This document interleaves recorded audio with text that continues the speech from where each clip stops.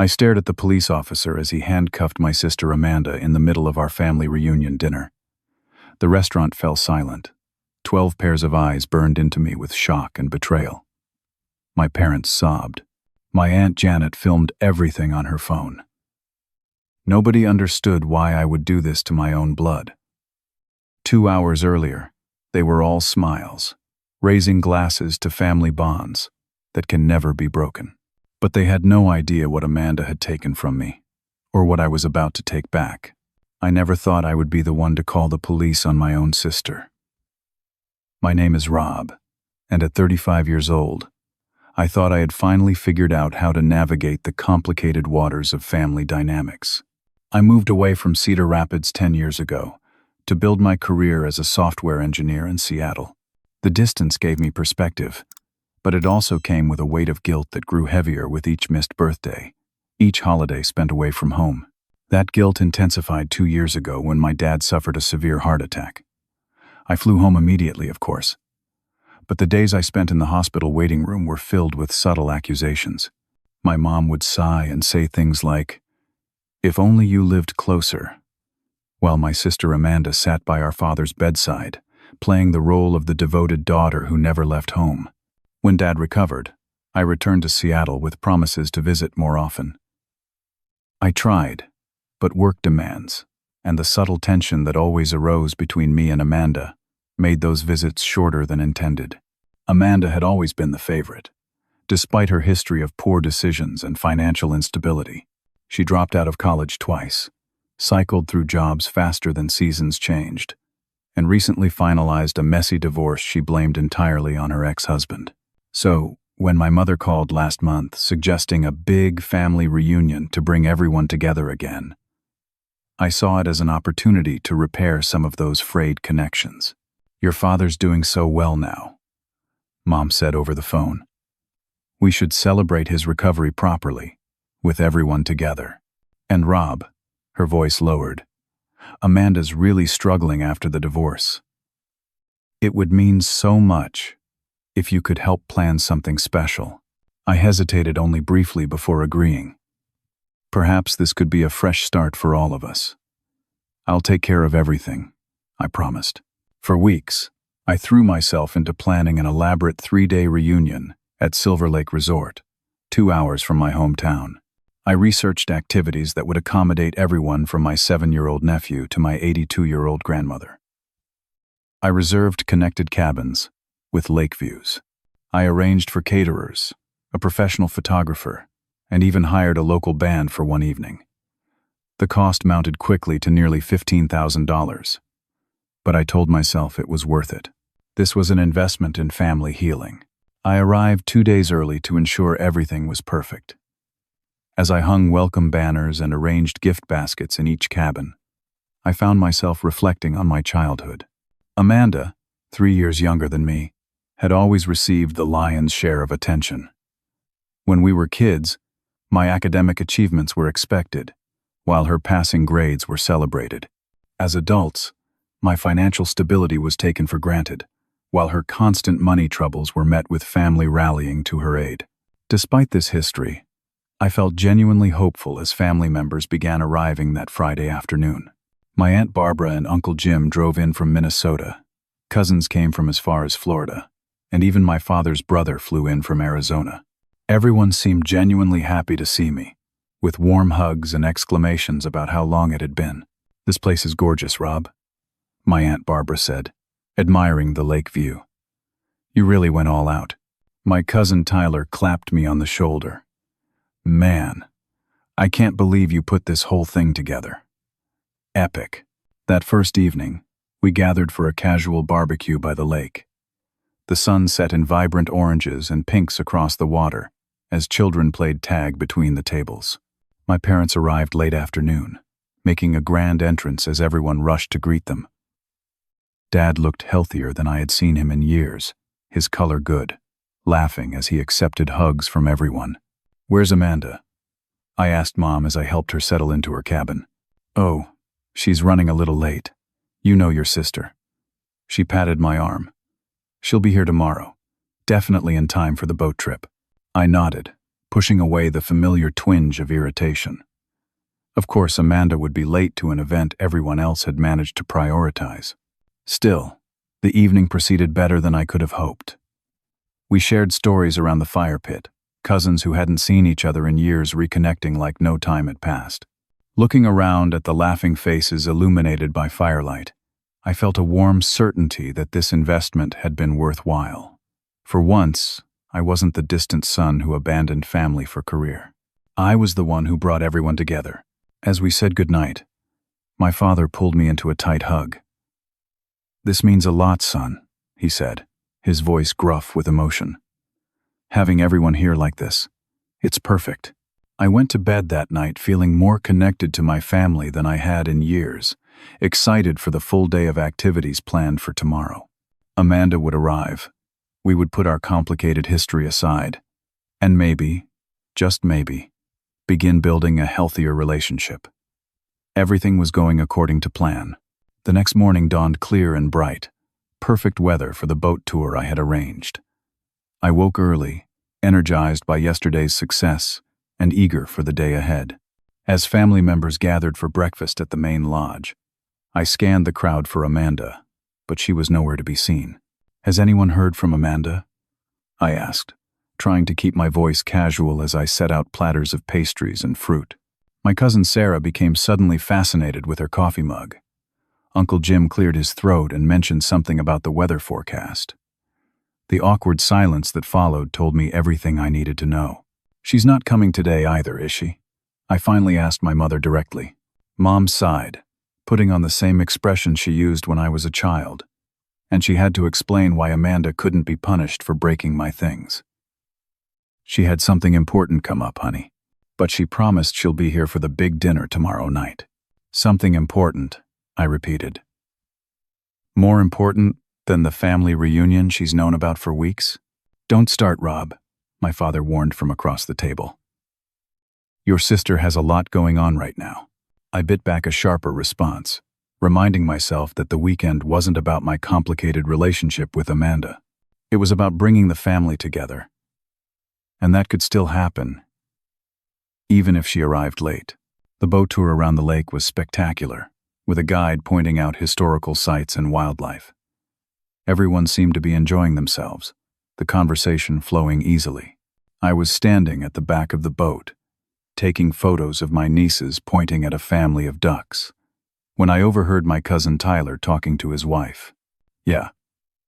Amanda's Instagram showed her shopping in Chicago yesterday," he said, scrolling through his phone. "Looks like she's having a blast with that new boyfriend of hers, the stock trader guy." I froze, the camera still raised to my eye but no longer seeing the ducks. Amanda wasn't dealing with an emergency. She wasn't stuck at work or caught in traffic. She was deliberately choosing to skip family time that everyone else had prioritized. When we returned to shore, I pulled Tyler aside. "What's this about Amanda being in Chicago?" Tyler's face flushed. "Oh man, I didn't realize you were there. Look, I probably shouldn't have said anything, but it's true?" I pressed. He shuffled uncomfortably. "Yeah, but you know how it is. She's probably just blowing off steam after the divorce. Don't take it personally." But it felt personal, especially when, during lunch, my Aunt Janet mentioned how thoughtful Amanda had been to send her that gorgeous silver bracelet last week. "Silver bracelet?" I asked. "Oh yes." Janet held up her wrist to display an expensive-looking piece I recognized from a high-end jewelry store in Seattle. She sent one to all the women in the family. Said it was to celebrate family bonds before the reunion. I glanced around the table, noticing for the first time that my mother, both aunts, and my female cousins were indeed all wearing similar silver bracelets. My cousin Jack's wife Lisa chimed in. "The guys got those nice leather wallets. Wasn't that sweet of her?" The men nodded, several pulling out identical designer wallets I knew cost at least $200 each. A quick calculation in my head put the total cost of these pre-reunion gifts well over $2,000. For someone who was supposedly struggling financially after her divorce, the extravagance made no sense. After lunch, I excused myself and called Amanda directly. "Hey, big brother." Her voice was artificially bright. "How's the family fun time going?"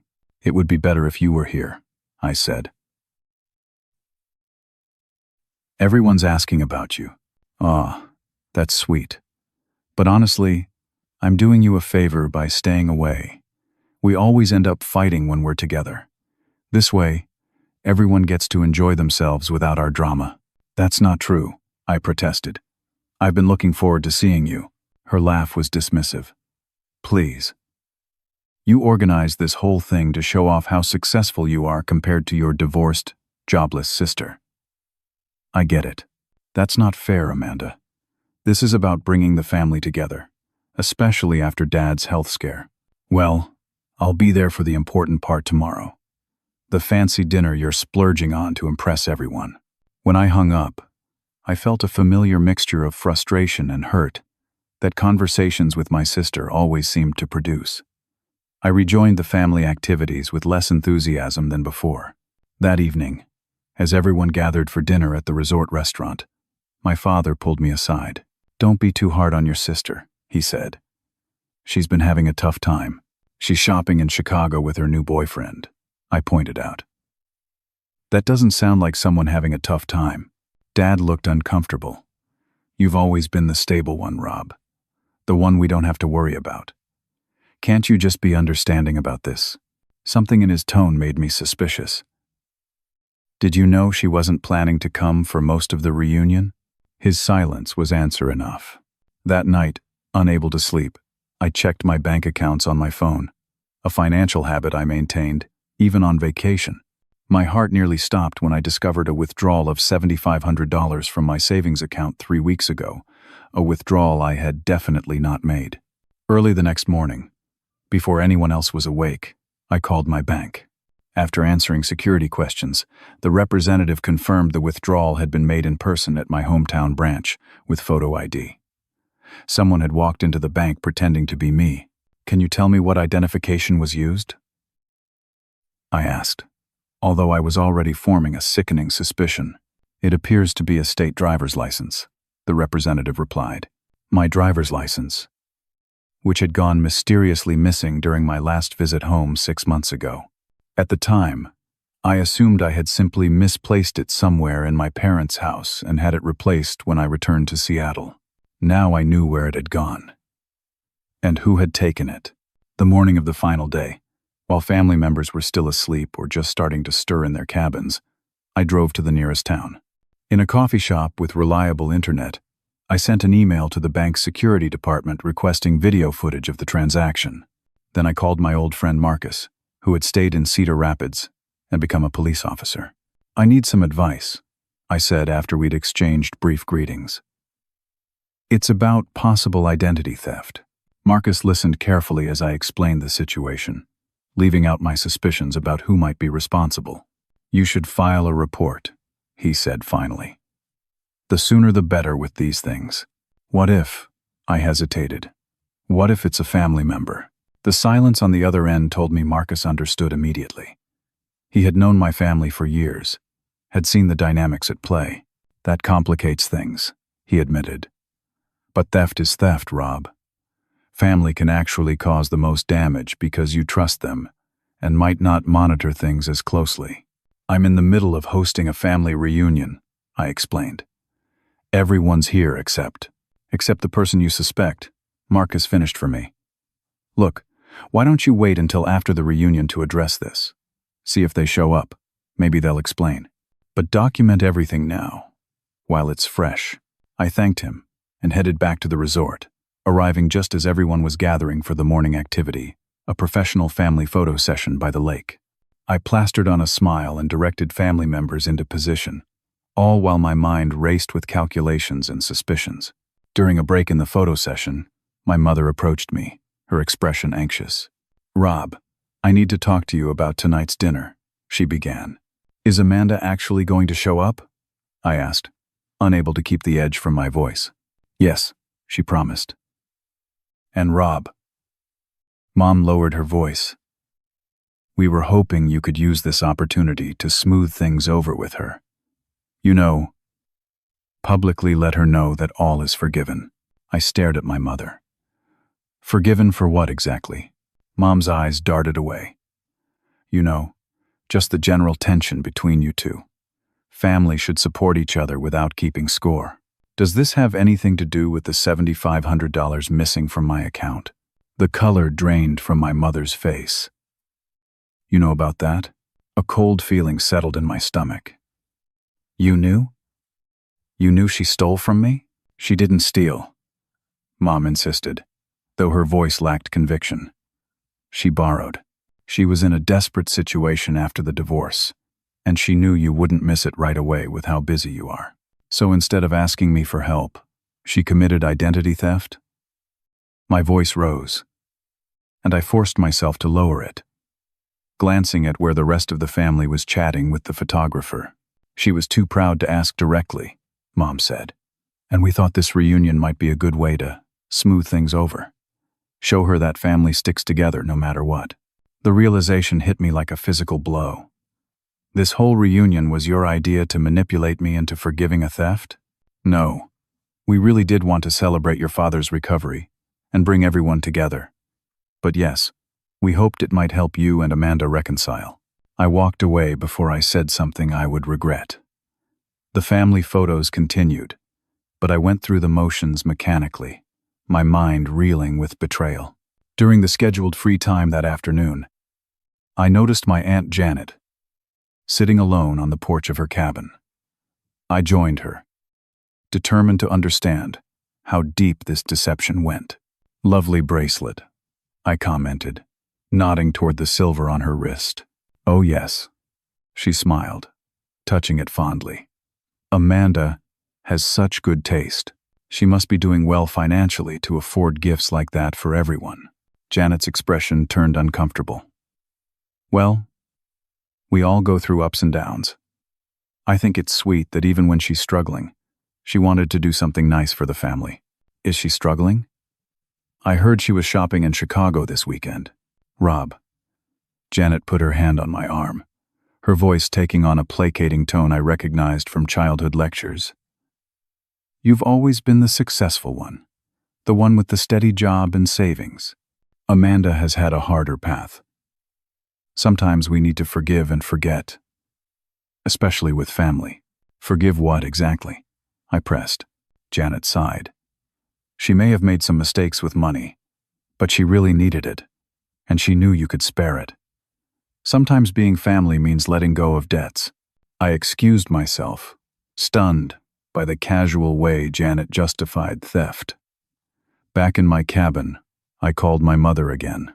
Has Amanda stolen from other family members too? I asked without preamble. The long pause told me everything.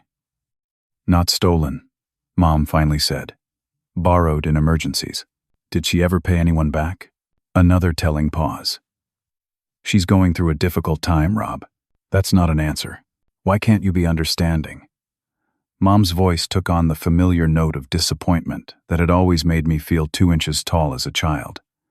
Everyone else has been able to move on, because taking my ID and withdrawing money from my account without permission isn't borrowing, Mom. It's theft and identity fraud. After hanging up, I walked down to the lake, needing space to think. My cousin Tyler joined me, skipping stones across the water's surface. Tough situation with Amanda, huh? He said. I looked at him sharply. You know about that too? Tyler shrugged. Everyone knows she's been helping herself to family funds when she needs it. It's kind of an open secret, and everyone's just okay with it? What can you do? It's Amanda. She's always been like this, and your parents always protect her. He skipped another stone, watching it bounce 5 times before sinking. Though I gotta say, using your ID to withdraw from your account crosses a line. That's why she's been love-bombing everyone with gifts. Trying to make sure we all take her side when you found out. The bracelets and wallets, I realized aloud. She used my money to buy everyone's loyalty. Tyler looked uncomfortable but didn't deny it. Look, man, I'm not taking sides. But yeah, Some of us figured that might be the case. That evening, I received a text message from Amanda. Looking forward to seeing everyone tomorrow night. Mom says you're planning to make a toast, to forgive and forget. That's so mature of you, big brother. I knew you'd understand that family is more important than money. I stared at the message, anger and hurt twisting inside me. Not only had she stolen from me, but she was now expecting me to publicly absolve her in front of the entire family. The manipulation was so blatant, it took my breath away. Looking back at the resort where my family was gathering for dinner, people who had known about the theft but said nothing, who had accepted gifts purchased with my stolen money, who expected me to smile and pretend everything was fine, I made a decision. This pattern had gone on long enough. It was time for accountability. I barely slept that night, torn between family peace and my own sense of justice. For years, I had been the reliable one, the one who didn't cause waves, who could be counted on to put family harmony above my own feelings. But this crossed a line I couldn't ignore. Early the next morning, I called Marcus again. If I wanted to press charges, I began. What would that look like? Marcus was silent for a moment. Are we talking about what I think we're talking about? $7,500 taken from my account, using my stolen ID. And I now have reason to believe it's not the first time she's done this to family members. That's felony territory, Rob, Marcus said gravely. Identity theft and grand larceny. Are you sure you want to go there? Family court cases can get ugly fast. I wasn't sure. The thought of having my sister arrested made me physically ill. But so did the thought of continuing to enable behavior that harmed not just me, but potentially anyone else she targeted in the future. What if I just want to gather evidence for now? I asked. Document everything, Marcus advised. If you confront her, try to get an admission in writing texts, emails, anything like that. If she's going to be at this dinner tonight, I could be nearby. Not officially, just as a friend who happens to be having dinner at the same restaurant. If you decide you need official intervention, I could help make that happen with minimal scene. Throughout the day, as I helped family members with checkout from their cabins and finalized details for the farewell dinner at River's Edge, an upscale restaurant in town, I picked up fragments of conversations that painted an increasingly disturbing picture. My Uncle Jim, not realizing I was within earshot, told my cousin Jack. Amanda said she's going to ask Rob for a loan to get her new business started. After he makes that forgiveness speech, he can hardly say no. In another instance, I overheard my Aunt Barbara tell my mother, I'm still not comfortable with how Amanda handled that money from Dad's estate. Rob doesn't know about that too, does he? Each revelation was like another crack in the foundation of trust I thought my family had built. It became increasingly clear that Amanda's financial manipulation extended far beyond what I had discovered, and my parents had been enabling it, perhaps even facilitating it, for years.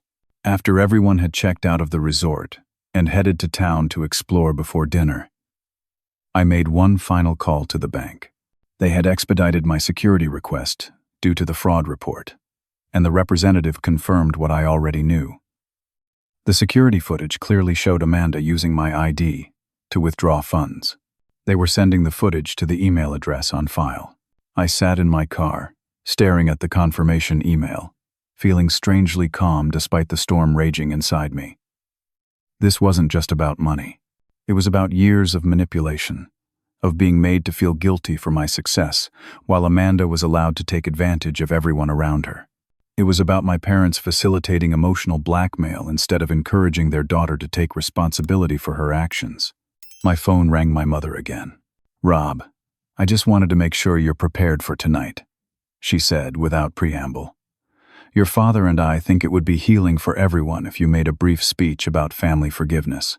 Nothing elaborate, just a few words about how blood is thicker than water and financial matters shouldn't come between siblings. Did Amanda put you up to this?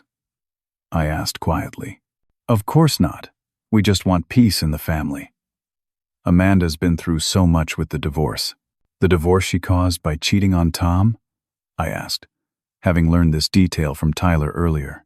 Mom's sharp intake of breath confirmed another family secret. Who told you that? That's not what happened. It doesn't matter. What matters is that you've known all along that Amanda stole from me, and instead of holding her accountable, you orchestrated this entire reunion to pressure me into publicly forgiving her. That's not fair, Rob. We just want what's best for the family. No, Mom. You want what's easiest. Pressuring me to forgive is easier than expecting Amanda to change.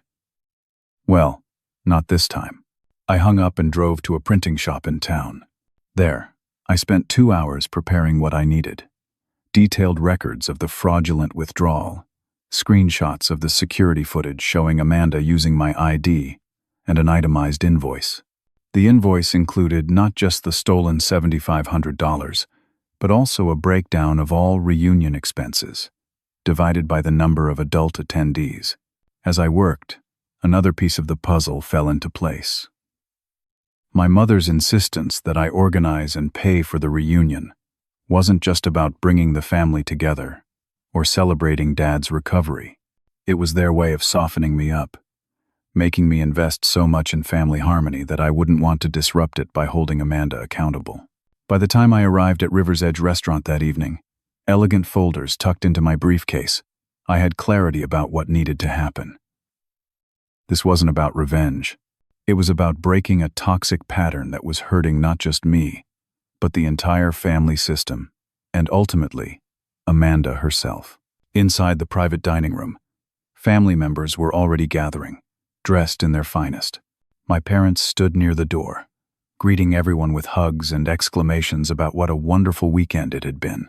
The tension in my mother's smile when she saw me told me she was worried about what I might do or say. I had just set my briefcase down near my seat at the head of the table when Amanda made her entrance, 45 minutes after the stated arrival time. She looked stunning in a designer dress I knew she couldn't afford, hair and makeup professionally done, playing every inch the glamorous prodigal daughter returning to the fold.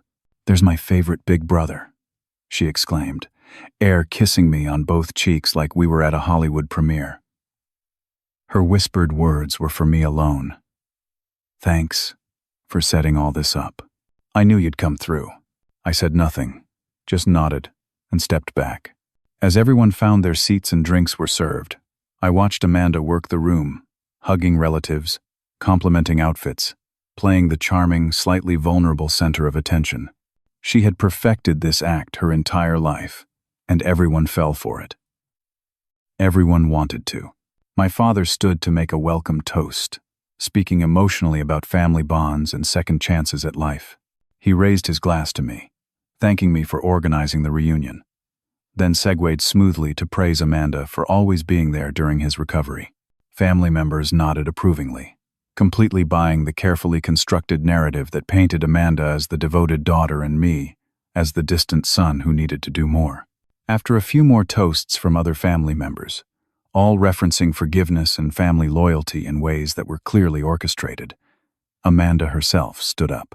Her eyes glistened with tears as she spoke about how difficult the past year had been, how grateful she was for family who stood by her unconditionally, and especially to my big brother Rob.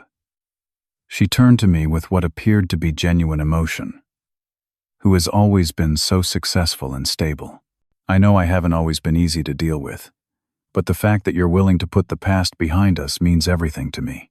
The room erupted in approving murmurs and applause. Every eye turned to me, expectantly. This was my cue, the moment I was supposed to stand up and publicly absolve Amanda, to play my assigned role in the family drama. I stood slowly, feeling a strange sense of calm. The decision had been made. There was no turning back now. I looked around at the expectant faces of my family members, all waiting for me to fulfill the script that had apparently been written without my input. Amanda's expression was triumphant beneath her manufactured vulnerability, certain of her victory. My mother nodded encouragingly, relief visible on her face, now that the moment of public reconciliation had arrived. "Family is indeed important," I began, my voice steady. "And because I value this family, I believe in honesty and accountability." A flicker of uncertainty crossed Amanda's face.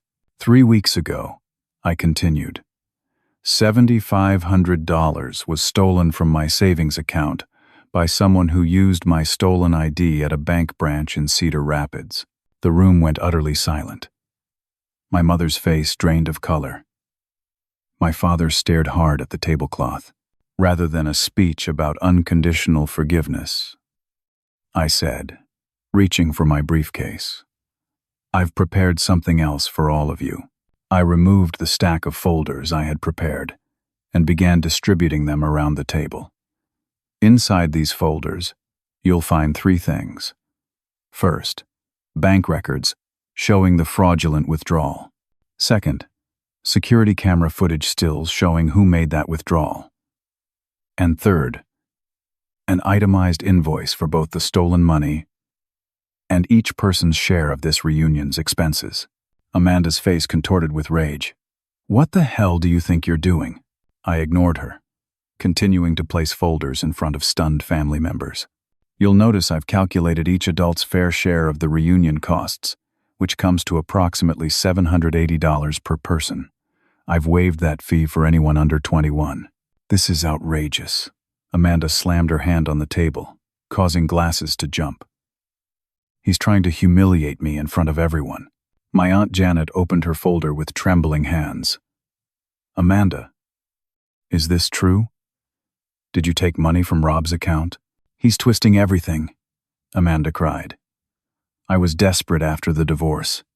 He knows I was planning to pay him back." "Did you ask permission to take the money?" I asked quietly. "I shouldn't have to ask. We're family. You've always had everything handed to you while I've struggled." My cousin Sarah stared at the security footage printout. "This is definitely you, Amanda. Using Rob's ID at the bank." "Of course it's me. I'm not denying that." Amanda's strategy shifted instantly from denial to justification. "But Rob owes me. I'm the one who stayed close to home, who checked on Mom and Dad every day while he was off building his perfect life in Seattle." My father finally spoke, his voice rough with emotion. "Rob, was it necessary to do this so publicly? We could have handled this privately, like you handled it by organizing this reunion to pressure me into forgiving theft," I countered. "This pattern stops now. Amanda has been stealing from family members for years, and everyone has enabled it by keeping quiet." My Uncle Jim shifted uncomfortably. "She borrowed some money from us too. Said it was just until her divorce settlement came through. And from us," my cousin Jack added. "For a medical emergency that I'm now thinking probably didn't exist."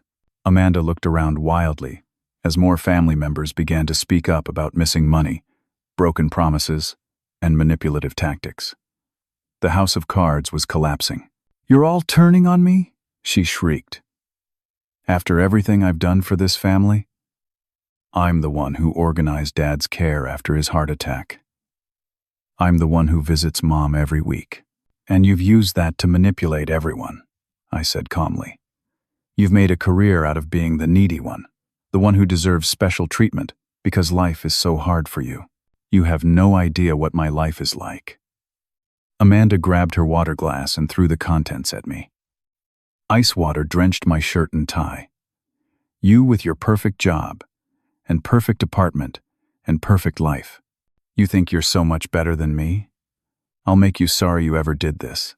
The restaurant manager appeared at the door, alarmed by the rising voices. "Is everything all right in here?" Before anyone could respond, Amanda grabbed her purse and stormed toward the exit. "This family is dead to me. Don't expect to ever see me again." The manager stepped aside, clearly relieved that the disruption was leaving voluntarily. But Amanda paused at the door, turning back with a venomous look. "You'll regret this, Rob. I know things about you that could ruin your precious career. And as for the rest of you traitors, you'll be begging me to come back once Golden Boy here returns to his life across the country and forgets all about you again." As Amanda stormed out, the private dining room fell into shocked silence. My mother was quietly crying. My father looked 10 years older than he had at the beginning of dinner. Around the table, family members stared at their folders, at each other, at me expressions ranging from shock to embarrassment to anger. "Rob," my mother finally said through tears, "how could you humiliate your sister like this? In front of everyone? The same way all of you were planning to pressure me into publicly forgiving theft," I answered. "I'm just bringing the family secrets into the open. But she's your sister." "Yes, and I love her. That's why I can't keep enabling behavior that's destroying her and hurting everyone around her." My Aunt Barbara was examining the invoice with a frown. "You're really expecting us to pay for the reunion? After you invited everyone?" "I'm expecting adults to pay their fair share," I corrected. "I covered everything up front because I could. But this was supposedly about bringing the family together, not about me treating everyone to a free vacation." A few uncomfortable glances were exchanged around the table. The conversation turned to confused murmurs, as everyone processed what had just happened. The carefully constructed family narrative had been shattered, and no one quite knew how to proceed. My phone buzzed with a text from Marcus. "Everything okay in there?" Saw someone storm out. I excused myself and stepped outside to call him. "Things got heated," I explained. "Amanda left, but made some threats on the way out." "What kind of threats?" "Vague ones about ruining my career, making me sorry. The usual dramatic exit. Want me to find her? Make sure she calms down?" I considered this. Maybe. She's pretty worked up. I don't think she'd do anything dangerous. But she's not thinking clearly. I'll cruise around, see if I spot her. You okay otherwise? Family's in shock. But I think it was necessary. This has been going on too long. When I returned to the private room, the atmosphere had shifted. Several family members were now gathered in small groups, comparing stories about Amanda's financial manipulations over the years. It seemed that once the silence had been broken, everyone had a story to tell. "She told me she needed money for surgery," my cousin Lisa was saying. "But then I saw her in Cancun on Instagram the next week. She borrowed my car for a job interview," Tyler added, "and returned it with a dented fender and empty tank. When I asked about it, she cried about how I was adding to her stress when she was already suicidal." As these stories emerged, I realized the extent of Amanda's manipulation was even greater than I had imagined. And my parents had enabled all of it, making excuses, covering expenses, pressuring others to forgive and forget. My father approached me, looking deflated. "Your mother's very upset. I'm taking her home." "I understand," I said. "But Dad, this can't continue. Amanda needs real help, not more enabling." He sighed heavily. "Maybe you're right. I don't know anymore. We just wanted everyone to get along. Getting along shouldn't come at the expense of honesty." After my parents left, the remaining family members seemed uncertain about what to do. The festive farewell dinner had turned into something none of us had anticipated. I suggested we order food anyway, since we had the room reserved and everyone needed to eat. As the evening progressed in this awkward new reality, a text from Marcus made my heart skip. "Found Amanda in the bar next door. She's drinking heavily and telling everyone who will listen that she's going to make you pay. Might want to wrap things up there soon." I showed the text to Tyler, who had always been the family member I was closest to. "What are you going to do?" he asked. "I don't know," I admitted. I wanted accountability, not revenge. "But if she's making threats," Tyler nodded grimly. "This is Amanda we're talking about. When has she ever accepted responsibility for anything without making it 10 times worse first?" I was considering my options when the restaurant manager appeared again, looking uncomfortable. "Excuse me, sir," he said quietly to me. "There's a situation in the main dining room you should be aware of."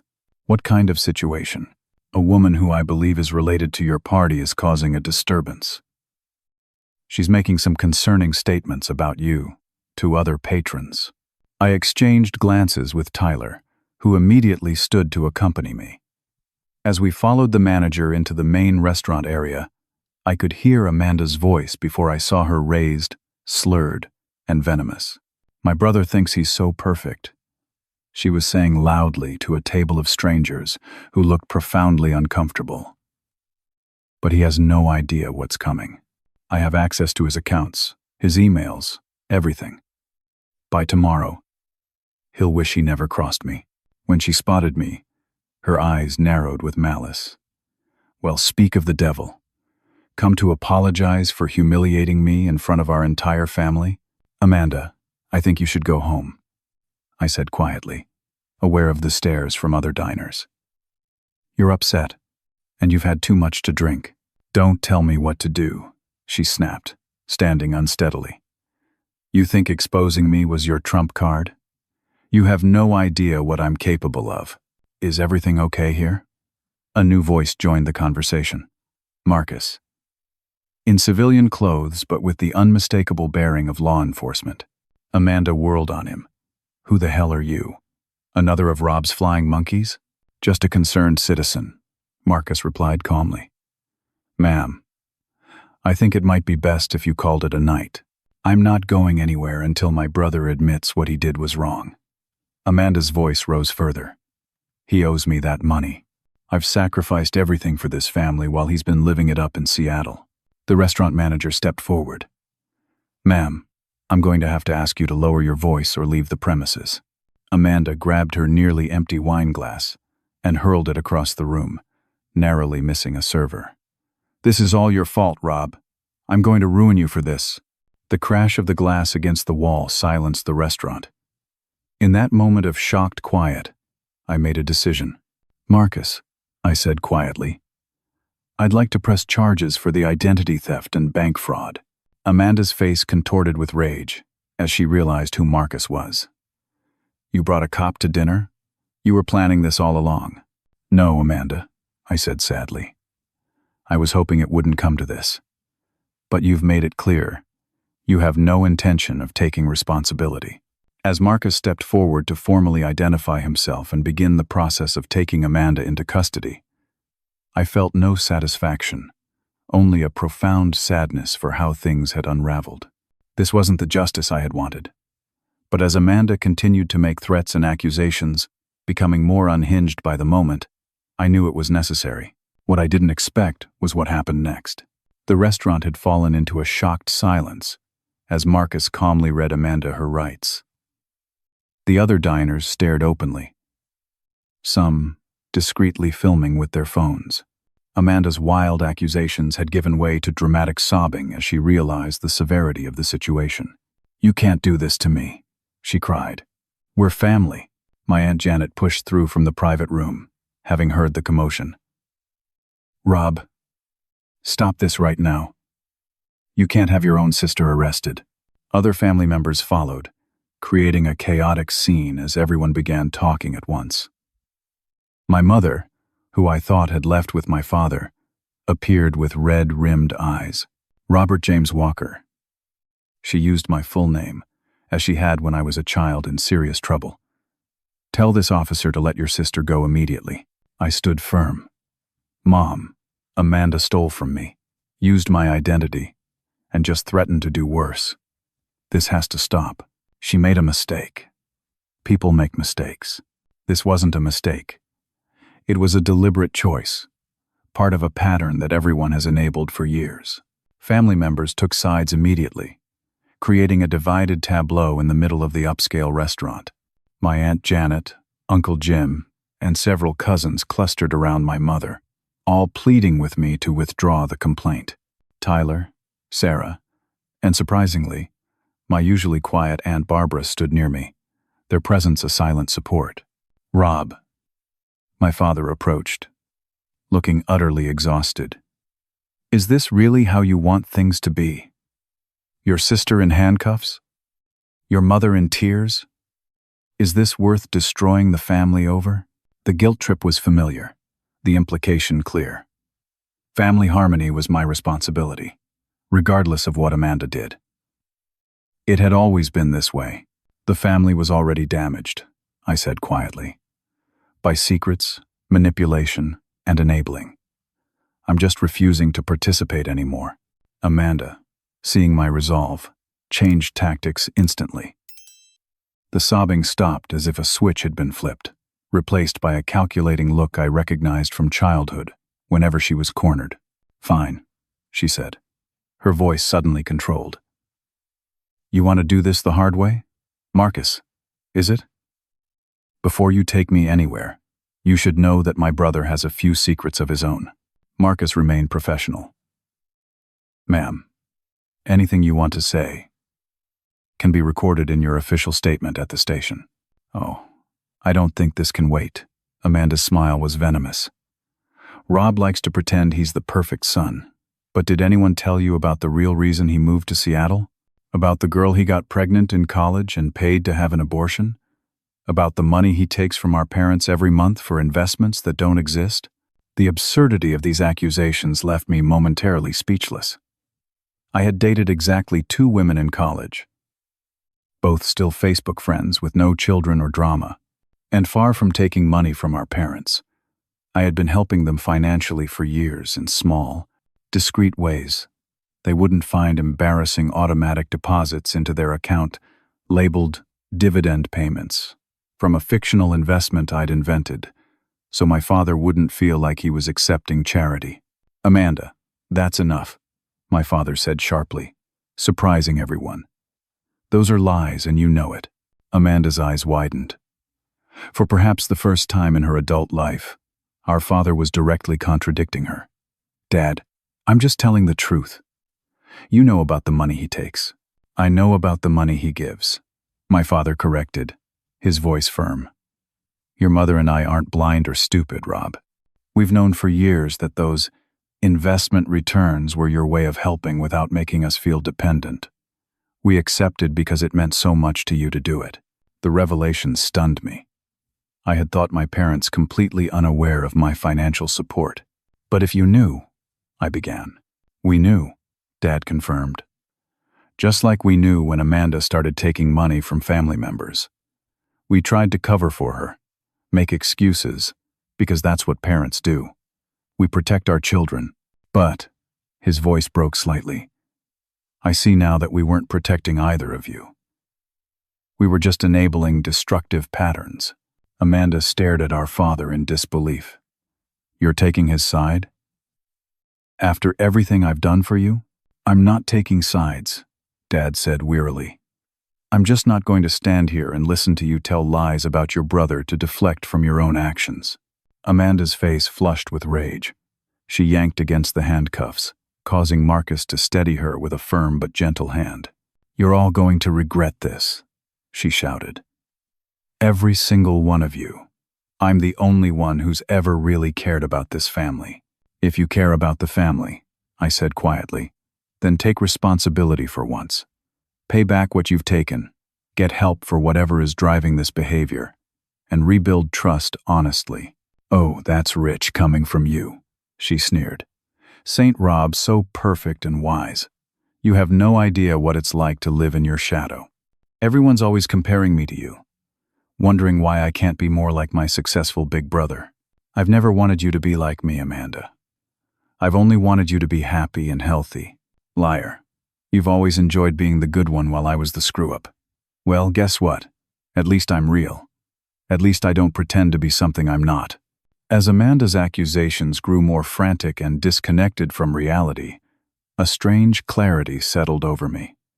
This wasn't about money, or even about the specific act of theft. This was about a lifetime of dysfunctional family dynamics, of roles we had all been locked into since childhood. Amanda as the needy, dramatic center of attention. Me as the reliable, invisible support system. Our parents as the enablers who prioritized surface peace over genuine health. "I think we should continue this conversation elsewhere," Marcus suggested, gently guiding Amanda toward the exit. "Wait," I said. I approached my sister, looking directly into her eyes. "Amanda, I'm pressing charges because I care about you, not because I want to punish you. This pattern has to stop, for your sake as much as anyone's." Something flickered in her eyes, a momentary glimpse of the little sister I had once built blanket forts with, before our roles had calcified into their current toxic forms. "You've ruined everything," she whispered, but the venomous edge had faded, leaving only exhaustion and defeat. As Marcus led her away, the restaurant erupted into urgent whispers. The manager approached, clearly relieved the situation was being handled, but concerned about the remaining family members.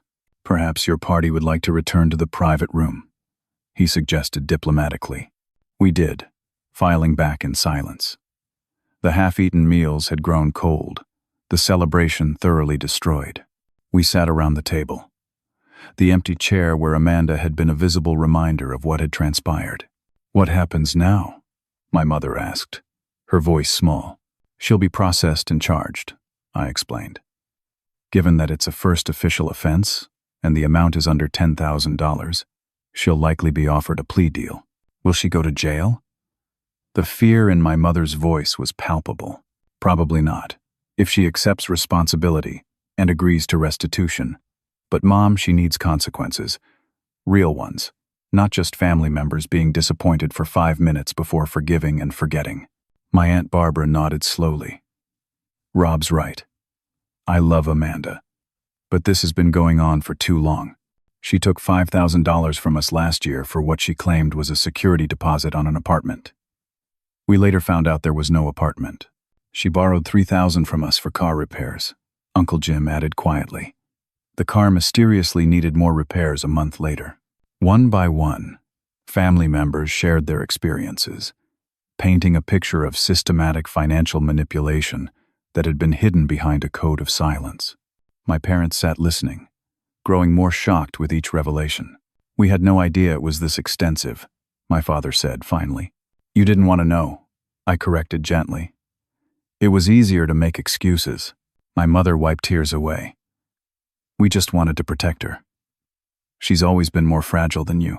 But protection that prevents growth isn't really protection, is it?" I asked. "It's just prolonging the inevitable."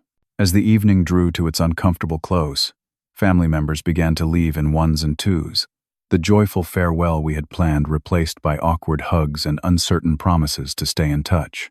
The weight of what had happened settled over all of us, the public unraveling of family myths and secrets we had all participated in maintaining.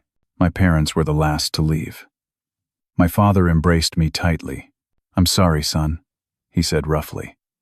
"We should have handled things differently. With both of you." My mother couldn't bring herself to speak, just hugged me with tears streaming down her face. After they left, I settled the substantial bill, adding a generous tip for the staff who had endured our family drama. Walking to my car in the empty parking lot, I felt hollow but strangely unburdened, as though a weight I had carried so long I'd forgotten it was there had finally been set down. My phone buzzed with a text from Marcus. "She's processed and calm now. Parents bailed her out. She asked me to tell you she's sorry. Not sure if it's genuine or strategic, but thought you should know." I stared at the message, a complex mixture of emotions washing over me. The Amanda I knew never apologized, unless it served her immediate interests. But perhaps hitting rock bottom like this might finally break through her well-practiced patterns. Either way, I had done what needed to be done. The healing, whatever form it might take, could finally begin. 3 months passed before I returned to Cedar Rapids.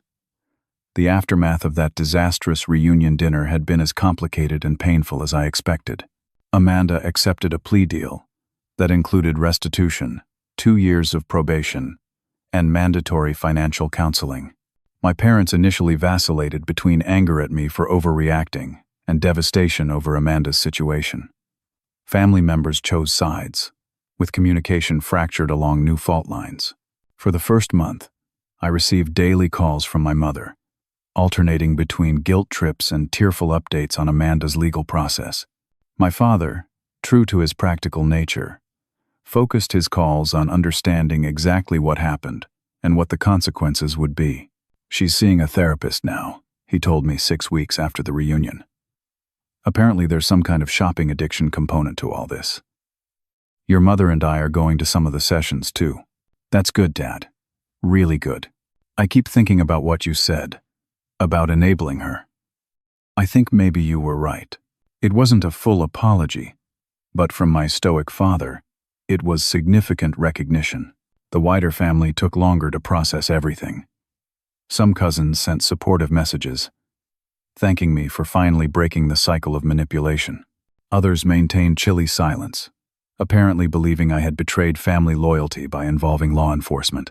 Aunt Janet, Amanda's most vocal defender, sent a scathing email accusing me of jealousy and resentment, detailing all the ways Amanda had been there for the family while I built my selfish life elsewhere. I chose not to respond. Some perspectives wouldn't change overnight, if ever. I was surprised when Tyler, who had stood by me at the restaurant, called with an unexpected revelation. "Did you know Amanda took $20,000 from Grandma 2 years ago?" Said it was for medical bills after a car accident. There was no car accident, I guessed. Not even a fender bender. Grandma only told me because she saw the news about what happened at the reunion. She was too embarrassed to tell anyone before. These revelations continued to emerge as family members finally felt permitted to speak about their experiences. The picture they painted was of a person who had built her entire adult life around extracting resources from family through emotional manipulation. When my father invited me home for a small family dinner, just us and a few others who want to see you, I was hesitant but agreed. The prospect of facing my sister again was daunting, but necessary if any genuine healing was to occur. I arrived at my parents' house on a crisp autumn evening, my rental car, one of several in the driveway. Inside, I found a surprisingly relaxed atmosphere. My parents, Tyler and his wife, Aunt Barbara, and 2 cousins sat in the living room with drinks, the conversation flowing naturally. "Rob." My mother embraced me with genuine warmth. "We've missed you." My father's hug was equally sincere. "Good to have you home, son. Is Amanda coming?" I asked. The question that had been foremost in my mind. "No," my father answered firmly. "She wanted to, but we all agreed it's too soon. She's still working through her program, and the therapist thought it might be counterproductive to rush a reconciliation." The relief I felt was immediately followed by guilt. She was still my sister, despite everything. But my father was right, this needed to happen, at the right pace, not forced for the sake of appearances. The dinner was the most honest family gathering I could remember. Without the pressure to maintain the fiction of perfect family harmony, conversation flowed into territory previously considered off-limits. Aunt Barbara spoke openly about her own struggles with my uncle's gambling years ago, and how enabling him had nearly destroyed their marriage. "It was only when I finally said enough that things changed," she told me. "Sometimes the most loving thing you can do is set a boundary." Later that evening, my mother found me alone in the kitchen. "I need to apologize properly," she said, her voice steady. "Your father and I failed both of you in different ways. We protected Amanda from consequences she needed to face, and we put unfair pressure on you to maintain the peace at your own expense." "Mom, you don't have to." "I do," she interrupted. "The family therapist helped us see how we've been perpetuating patterns that hurt everyone, especially our children." "I'm so sorry, Rob." The genuine remorse in her eyes brought a lump to my throat. "I understand why you did it. You were trying to keep the family together. But at what cost?" She touched my cheek gently. "Amanda's counselor says she's developed what they call a narcissistic coping mechanism. From years of being rescued and centered. And you," her voice broke slightly, "you learned to silence your own needs to keep the peace. Neither of those is what we wanted for our children." That conversation was the beginning of a slow healing process. Over the next few months, family communication shifted into more honest territory.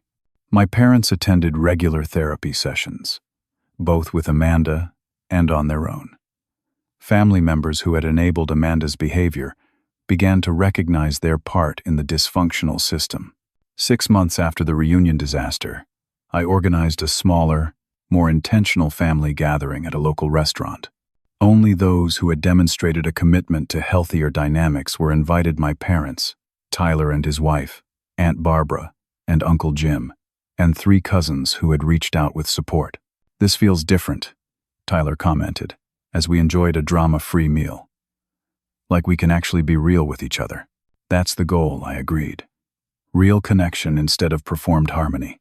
After dinner, as we were saying goodbyes in the parking lot, my father pulled me aside.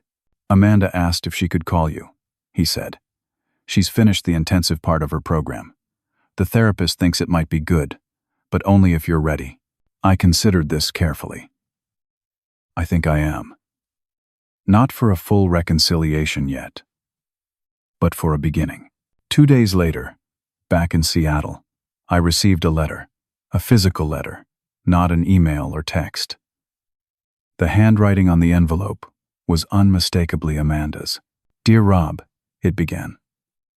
"This is the hardest letter I've ever written, but my therapist says the most important one.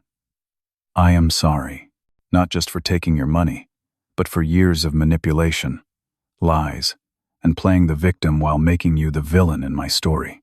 The letter continued for 4 pages, a detailed accounting of her behavior patterns, the reasons behind them, without using those reasons as excuses, and her commitment to making amends properly this time. "I don't expect forgiveness," she wrote near the end. "I haven't earned it yet, but I hope someday we might build something new. The siblings we could have been, all along."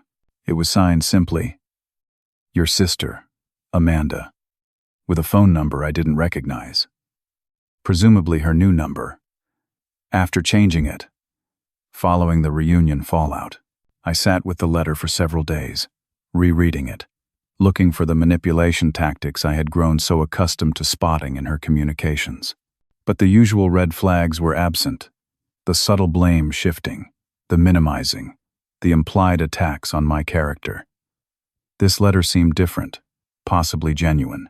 When I finally called the number, Amanda answered on the first ring, as though she'd been waiting by the phone. "Rob," she said, her voice missing its usual performative quality. "Thank you for calling." "Thank you for the letter," I replied. It seemed real. It is. I'm trying to be real now. It's harder than I expected. We talked for nearly an hour, cautiously at first, then with increasing openness. She told me about her therapy, the difficult realizations she'd come to about her behavior, and the work she was doing to make actual changes rather than just saying what people wanted to hear. "I'm getting a real job next week," she said. "Nothing glamorous, just reception work at a dental office.